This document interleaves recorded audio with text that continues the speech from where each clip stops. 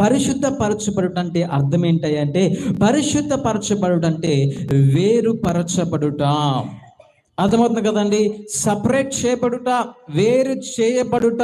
ఇది బైబిల్ ప్రకారంగా మనం చూడగలిగినట్లయితే దేవుని చేత లేకపోతే దేవుని కొరకు, పాపము నుండి దేవుని కొరకు వేరుపరచబడటము, పాపము నుండి దేవుని కొరకు పరిశుద్ధపరచబడటము, ఇది పరిశుద్ధం అనేటువంటి మాటకు మనకు అర్థము. మరి చూడగలిగినట్లయితే మీ అందరికీ కూడా అర్థం కావాలంటే, మన కిచెన్లో కొన్ని పాత్రలు మనం చూస్తామండి కదా. మన కిచెన్లో ఏముంటాయి?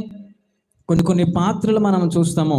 అందులో పాలకి ఒక గిన్నె ఉంటుంది, కూరకి ఏముంటుంది? ఒక గిన్నె ఉంటుంది, అంతే కదా? అంతేనా? లేకపోతే రెండింటికి ఒకే దాంట్లో పడతారు మీరు? అంతే కదా? అంతే ఉంటుంది కదా. పాలకి ఒక గిన్నె ఉంటుంది, కూరకి ఒక గిన్నె ఉంటుంది. ఇప్పుడు ఈ పాలు కాచే దాంట్లో ఏం మరగబెడతాము? పాలే మరగబెడతాం, అంతే కదా.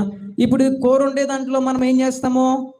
కూరే మనం దాంట్లో చేస్తాం, అంతేకాని అరే పాల పాత్ర తీస్తారంటే వాడు ఆ కుమారుడు డైలీ చూస్తాడు కాబట్టి కూర గిన్నె తీసుకొచ్చిస్తాడా?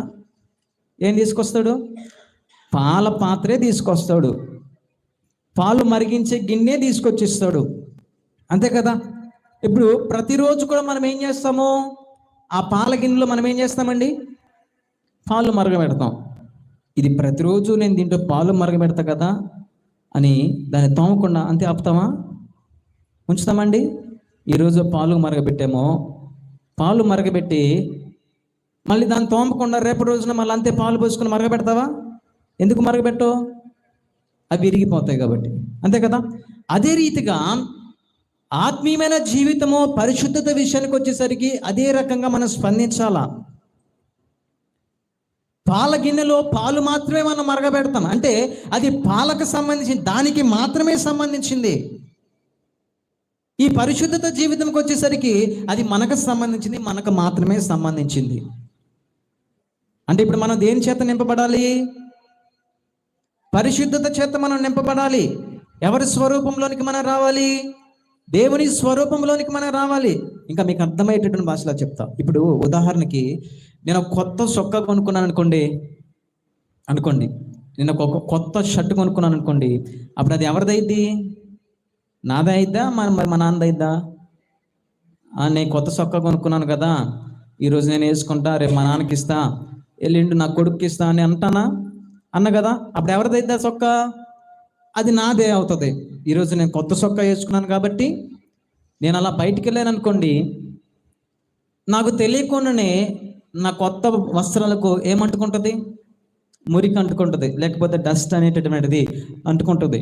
అదే రీతిగా నా బాడీలోంచి వచ్చేటటువంటి ఆ చెమట కావచ్చు, బాడీలోంచి వ్యర్థమైన పదార్థం అంతా కూడా అది కొత్తదే షర్టు, కొత్తదైనప్పటికీ కూడా అది ఏమవుతుంది?